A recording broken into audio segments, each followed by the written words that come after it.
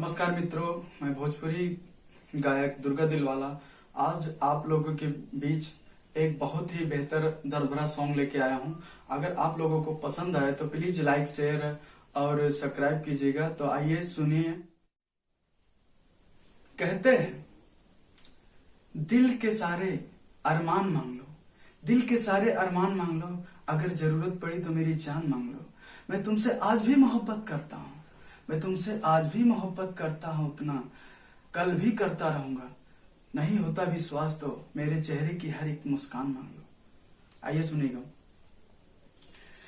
चेहरा सुनर होखे त छिपावल ना जाला, चाहे वाला के ऐसे सतावल ना जाला। ई नजरिया न सबके न पसंद करेला, अपना आशिक के ऐसे रोआवल ना जाला।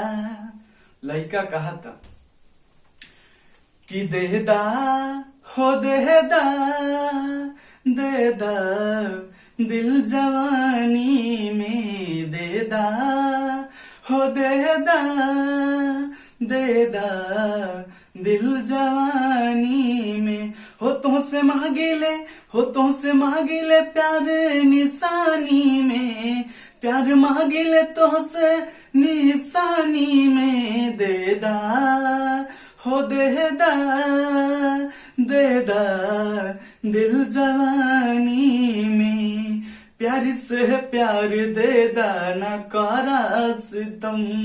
बानी बचपन से तोहर दीवाना सनम, प्यार से प्यार देदा न करा सितम। बानी बचपन से तोहर दीवाना सनम, प्यार के रंग हो प्यार के रंग भरदा कहानी में, प्यार के रंग भरदा कहानी में। देदा हो देदा देदा दिल जवानी में, देदा हो देदा देदा दिल जवानी में। द्वार खड़ा बया के दीवाना तोहार, मौत देदा चाहे देदा हमरा के प्यार।